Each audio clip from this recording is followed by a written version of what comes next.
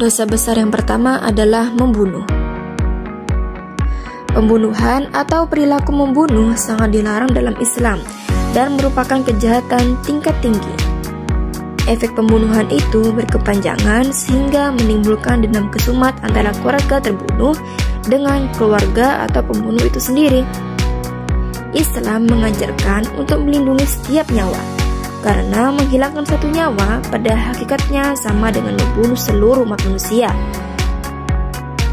Sesuai dengan firman Allah Subhanahu wa taala dalam Quran surah Al-Isra ayat 33. Lalu dampak negatif membunuh.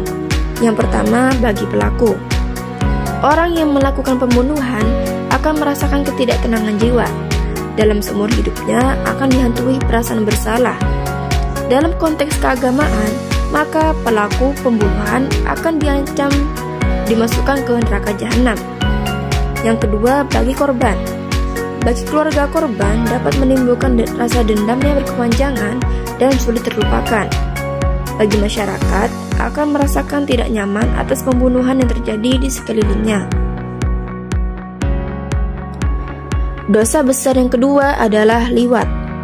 Liwat adalah perbuatan yang dilakukan oleh seorang lelaki dengan memasukkan zakar atau penis mereka ke dalam dubur lelaki lain.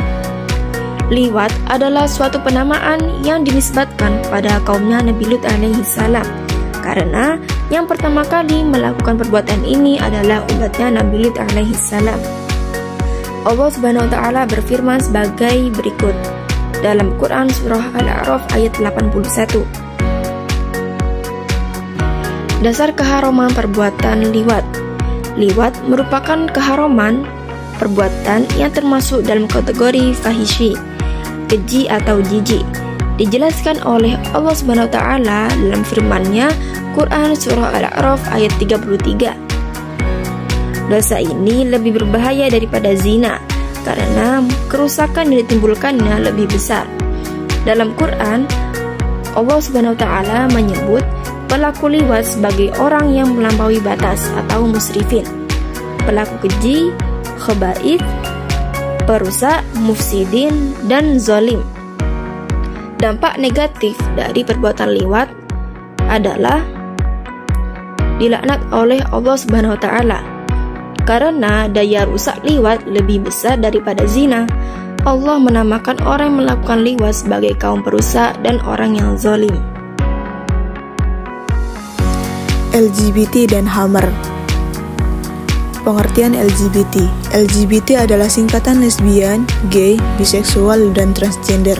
Lesbian yaitu pasangan perempuan dengan perempuan, gay yaitu pasangan laki-laki dengan laki-laki, biseksual yaitu orang yang mempunyai sifat kedua jenis kelamin, laki-laki dan perempuan, tertarik kepada kedua jenis kelamin baik kepada laki-laki maupun kepada perempuan. Transgender yaitu orang yang memiliki gender atau ekspresi gender yang berbeda dengan seksnya yang ditunjukkan pada saat lahir.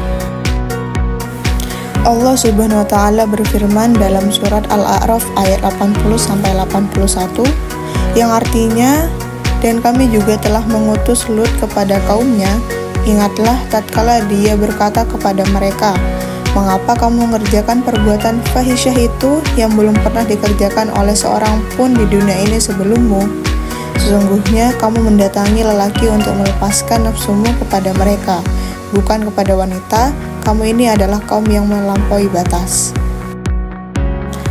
Dasar keharaman LGBT merujuk kepada beberapa ayat Al-Quran. Contohnya di Al-Quran surah Al-Mu'minun ayat 5-7 yang artinya, dan orang-orang yang menjaga kemaluannya kecuali terhadap istri-istri mereka atau budak yang mereka miliki, maka sesungguhnya mereka dalam hal ini tiada tercela.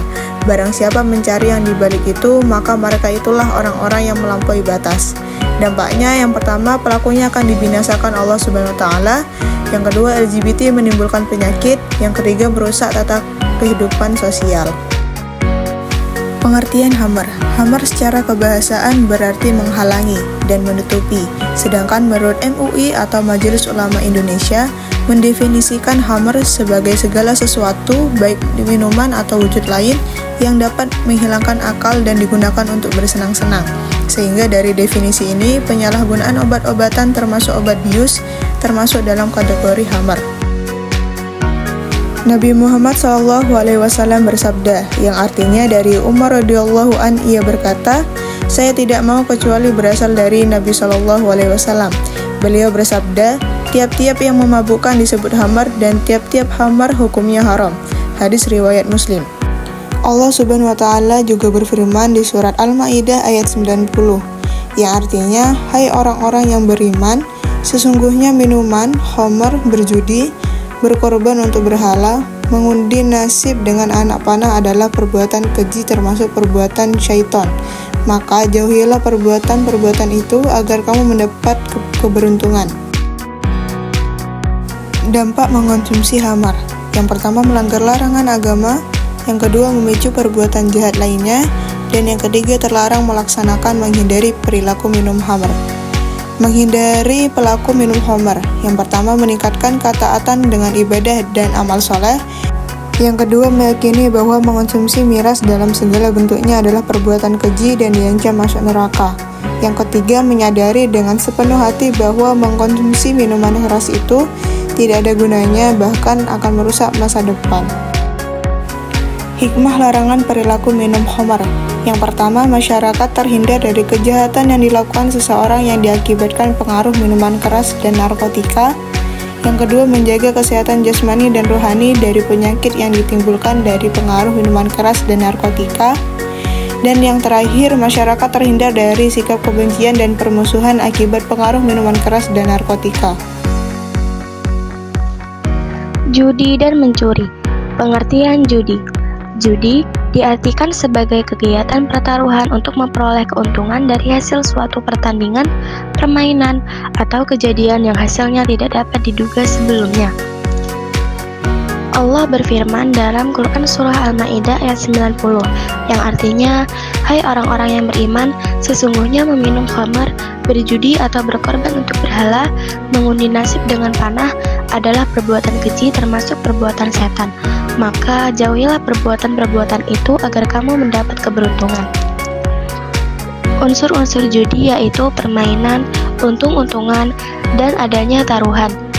Dampak negatif judi dapat merusak ukhuwah atau hubungan sosial, menimbulkan permusuhan dan kebencian, menghilangkan semangat untuk bekerja, serta melupakan zikrullah dan sholat.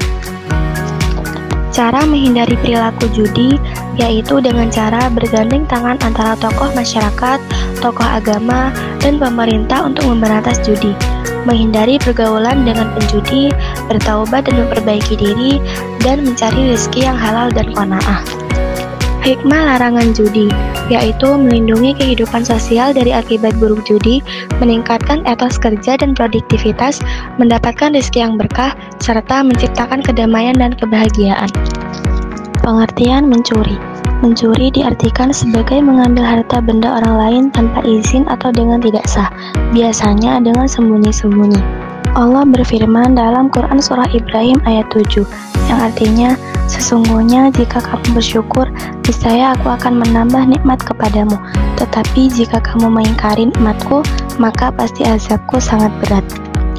Dampak mencuri bagi pelaku dapat menimbulkan kegelisahan batin, hukuman, pencemaran nama baik, dan kerusakan keimanan.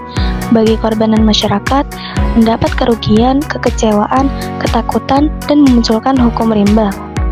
Cara menghindari perilaku mencuri yaitu dengan mensyukuri nikmat Allah, menghormati hak milik orang lain, dan meningkatkan etos kerja. Hikmah larangan mencuri yaitu yang pertama, terjaminnya hak milik, yang kedua, meningkatkan etos kerja, yang ketiga, terjaminnya tata kehidupan sosial yang damai dan harmonis, serta mencegah perilaku kriminal. Durhaka kepada orang tua. Jasa kedua orang tua terhadap anak sangat besar, bahkan tidak dapat dinilai dengan apapun. Seorang ibu telah mengandung anaknya dalam keadaan lemah dan susah. Dia menyambung nyawa untuk melahirkan anaknya, kemudian memelihara dan menyusui dengan penuh kelelahan dan perjuangan. Dalil tentang larangan durhaka kepada orang tua terdapat dalam Quran Surah Al-Ahqaf ayat 15 yang artinya, "Kami perintahkan kepada manusia supaya berbuat baik kepada dua orang ibu bapaknya. Ibunya mengandungnya dengan susah payah dan melahirkannya dengan susah payah, pula mengandungnya sampai menyampihnya adalah 30 bulan. Demikian juga sang bapak, bekerja tanpa mengenal lelah untuk mencukupi kebutuhan keluarganya. Tidak heran jika keduanya memiliki hak yang harus dipenuhi oleh sang anak. Bahkan, perintah berbakti kepada kedua orang tua tersebut disandingkan dengan perintah untuk beribadah kepada Allah.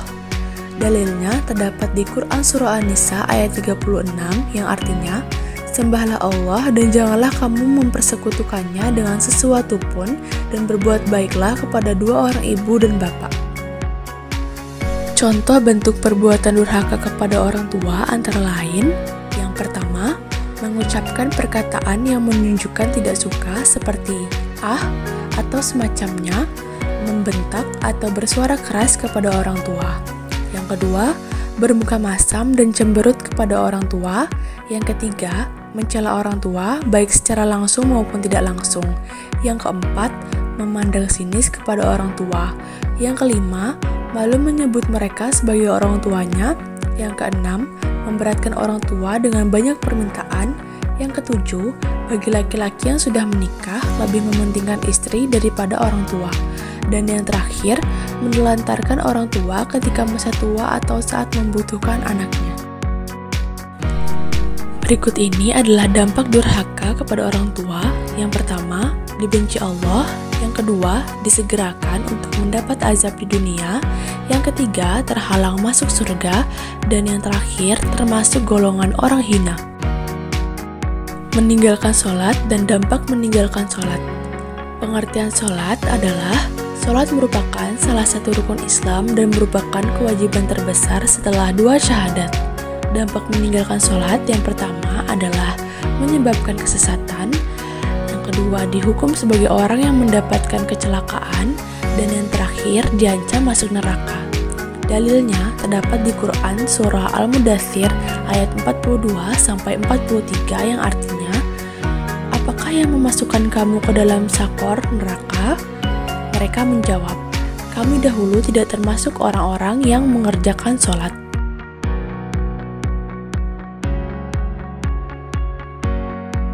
Memakan harta anak yatim. Memakan harta anak yatim dengan batil sangat dikecam dalam Islam dan digolongkan ke dalam dosa besar.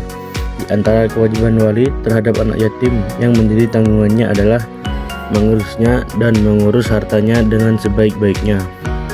Ketika anak yatim itu telah dewasa dan mampu mengurus hartanya sendiri, hendaklah dia menyerahkan harta tersebut kepada si yatim tadi.